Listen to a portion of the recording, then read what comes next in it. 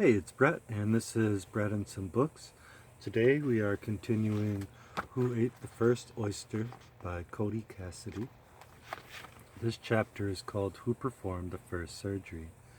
If the time of our species on Earth were a day, this happened 33 minutes before midnight, or 7,000 years ago. In 1865, in the Peruvian town of Cuzco, a wealthy collector by the name of Ana Maria Centeno showed American diplomat E. George Squier a curious Incan skull that she had come upon. The skull was perfectly normal in every way, save for a large rectangular hole cut so precisely above the ear that no weapon of war or animal's tooth could have been responsible. It was as if someone had carved a window to peer into the brain. Centino's skull wasn't the first time archaeologists had discovered a head so curiously carved, but until then, the cuts had been dismissed as gruesome wounds of war or post-mortem modifications. Squire had a different, far more radical theory. He proposed the skulls weren't cut to kill the owners, they were made in an effort to save them. The self-taught Squire was, in a peculiar way, the perfect person to interpret Centino's find. Squire was a fervent American patriot in both his diplomacy and his archaeology. When Abraham Lincoln appointed him to settle a financial dispute with Peru in 1863, he used the assignment to further prove his belief in the sophistication of the ancient cultures of the New World. This disposition helped Squire see Centino's skull for what it was, an ancient example of medical genius. Squire presented Centino's skull to the respected French surgeon and anthropologist Paul Broca, whose conclusions shocked even Squire. Broca declared that not only had an ancient surgeon performed the procedure during the life of this person, bone growth on the wound's edges proved the patient had survived it. The procedure is called trepanation, but it is not brain surgery. In a trepanation, the surgeon removes a section of skull, but doesn't penetrate the membrane encasing the brain. If ancient surgeons with unsanitized tools had touched gray matter, the patient would have quickly died of infection. Roca's discovery of patient survival proved the ancient surgeon cut through the bone and halted. This pronouncement shocked both the medical and archaeological world. At the time, 2/3 of patients undergoing the modern equivalent of the procedure in European hospitals died. Yet this ancient man, whose surgeon had used a stone blade, lived. And he wasn't the only ancient surgical success. Archaeologists began to reclassify older skulls found in Europe and Russia as patients of trepanations, and in September 1996, in the city of Enesheim in eastern France, archaeologists uncovered burial number 44, the well-preserved skeleton of a 50-year-old man who had received not just one trepanation, but two. Grave goods buried beside him revealed he had died more than 7,000 years ago, making this elderly man's skull the oldest discovered evidence of surgery of any kind ever performed. His head potentially represents the site of Homo sapiens' first cut, the surgical term for a new procedure's first incision. Who performed it? I'll call him Dr. Zero, and him because there's some evidence surgery was the direct result of a new hierarchy in Neolithic Europe and may have been performed by male political authority figures. Dr. Zero was born approximately 7,000 years ago as a member of what scholars call the linear pottery culture. He lived as a farmer and herder in a settled village in what is now eastern France, along the Rhine River, only a few minutes from modern-day Germany. He was one of the first farmers in Western Europe, but neither he nor his ancestors were former European hunter-gatherers.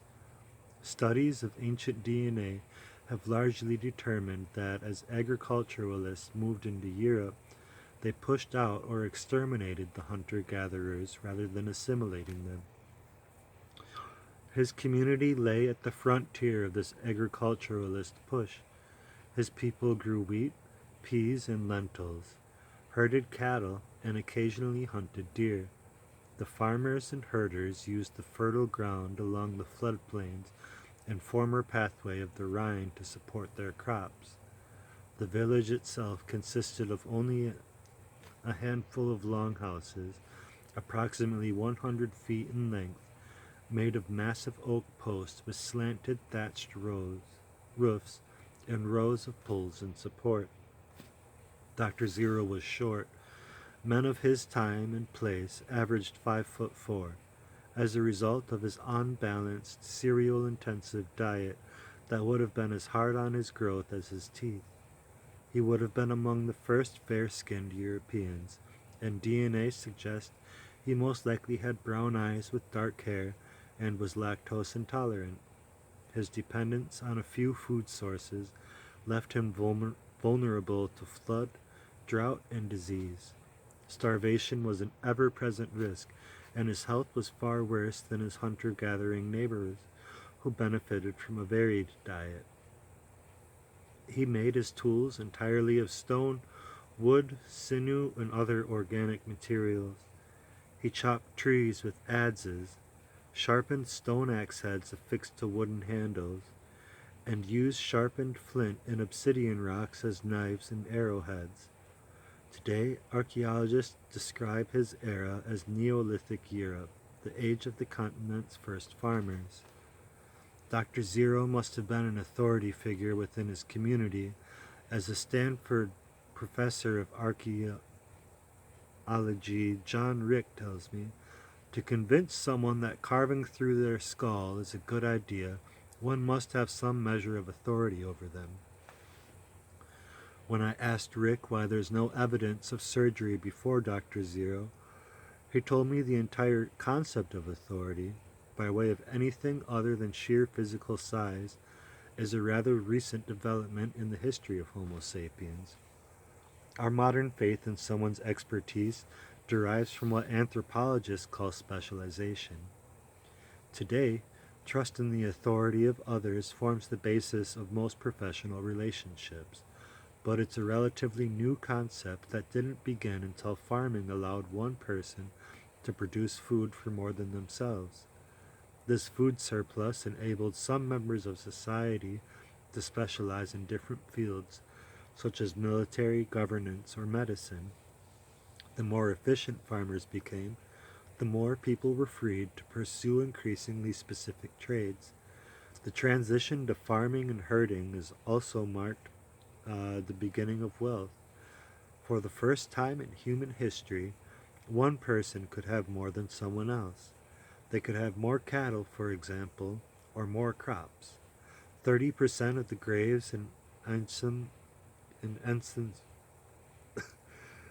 Ensisheim contain elaborate seashell headbands, necklaces, and tools, while the rest have nothing. Archaeologists believe this is evidence that some people in Ensisheim were more respected than others, if not outright wealthier.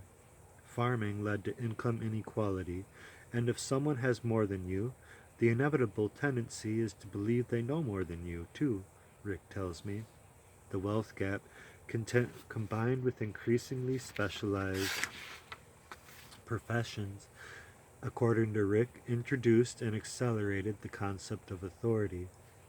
It was this introduction to authority, rather than tools or intelligence, that led to the emergence of surgery. The absence of supreme authority prior to farming may explain why archaeologists have yet to discover concrete evidence of surgery prior to the agricultural revolution. But even if Dr. Zero had the authority to perform surgery, why would he want to? For years after the discovery of trepanations, archaeologists believed Dr. Zero and the rest of the ancient surgeons were simply quacks and curious butchers who belonged to the long and sordid history of pre-modern medicine, or surgeons who disguised their depravity or ignorance behind an apron and scalpel.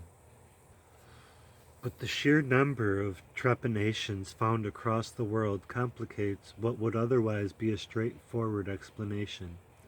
Archaeologists have found trepanned skulls in Europe, Russia, Oceania, and South America, spread out over nearly 7,000 years. If it was only Dr. Zero who performed the surgery, or if it was only performed in a specific time or place, it would be easy to assign his motivation as being based upon a particular religion, belief, or another method of radical body deformation, like foot binding or neck elongation. But ancient trepanations occurred in cultures that had no contact with each other and precious little in common, which rules out local customs or style and requires a more comprehensive explanation. As the medical historian Plinio Prierici wrote, it was an activity rooted in experiences and needs that were common to all prehistoric men in all locations. Dr. Zero's motives when he made the first cut required a more universal explanation than a local style or religion, and the archaeologist John Verano, author of Holes in the Head, has a particularly radical one. He believes these ancient surgeons practiced good medicine. Good medicine, if it's defined as effective treatment, is thought of as a rather recent development. As the Harvard biochemist and medical historian L.J. Henderson declared in the early 1900s, sometime between 1910 and 1912 in this country, a random patient with a random disease consulting a doctor chose at random had, for the first time in history of mankind, a better than 50-50 chance of profiting from the encounter. The history of surgery is even bleaker. Dr. William Keene, a surgeon in the Union Army, wrote that by his calculation, treatment in a city hospital was 7 times more dangerous than fighting in Gettysburg. The year Broca declared the trepanned person had survived, doctors in London killed 70% of their patients who underwent a similar procedure. The idea that Dr. Zero performed good medicine and good surgery would be a radical departure from most of written medical history. But the procedure he performed does save lives today. It's called a craniotomy, and surgeons perform it when a significant head injury results in bleeding within the skull. As the brain swells, the pressure inside the brain case builds until it's eventually choked of its oxygen. The only way to relieve pressure is to remove a portion of the skull. According to Verano, more than half of the trepanned skulls found in Peru, where archaeologists have discovered the greatest number, show evidence of earlier fracture. And that's likely an underestimate, as trepanation often removes the fractured bone. The patients were also predominantly male, and the trepanations more frequently performed on the left side of the head, indications that most patients suffered their injuries in battle after blows from right-handed opponents. The evidence is strong, if circumstantial, that Incan surgeons primarily performed their trepanations in response to traumatic head injury. Dr. Zero would have been familiar with head wounds, particularly those delivered by adzes. Mass graves were disturbingly common in early Neolithic communities, as was blunt force trauma to the skull. A 7,000-year-old grave in Talheim, Germany, is filled with the bodies of 34 men, women, and children, 14 of whom were killed by a blow to the head. The Schlitz-Aspern grave in Austria has more than 300 bodies, and another in Herxheim, Germany, has more than 500. Early Neolithic cemeteries in Ilchevich, France, Vedbeck, Denmark, and Skatholmvan in Sweden that allow for comprehensive accounting of cause of death suggest as many as 15% of Neolithic Europeans died violently. The evidence indicates ancient warfare and slaughter were common, suggesting that Dr. Zero would have been familiar with gruesome skull wounds. The initial inspiration for trepanations may have come from cleaning cracked skulls of bone, scalp, and blood. As Dr. Zero became familiar with picking out shattered pieces of skull, he may have first observed damage to the gray matter was invariably fatal. Second, he may have noticed victims with dented skulls suffered a series of worsening symptoms, including vomiting, confusion, an inability to speak, partial paralysis, and eventually death, while those with open wounds recovered more frequently. Eventually, Dr. Zero must have arrived on the remarkable connection that in the case of massive head injuries, a hole in the skull actually improved a patient's chances, and the next time he was presented with these horrific symptoms, he made the radical decision to cut the hole himself. It's exactly what a modern hospital would do today. The moment a surgeon draws their scalpel across the skin of a patient is dramatic even in the modern operating room. Once the surgeon pushes their scalpel through a patient's skin, they have committed themselves to the procedure, and they cut with the faith that the grievous harm they inflict will, in the end, be better than the alternative. Dr. Zero would have made humankind's first cut with a chipped flint or obsidian blade, both of which can be as sharp as the modern surgical tool. He would have removed a section of scalp which would have produced a prodigious amount of blood and some pain, but can be done quickly.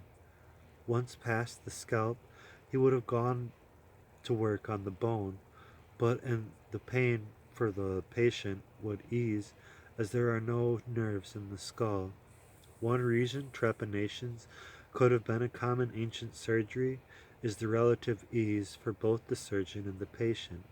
The surgery upon organs or soft tissue would have resulted in tremendous bleeding and serious risks of infection, while a trepanation is a relatively straightforward procedure.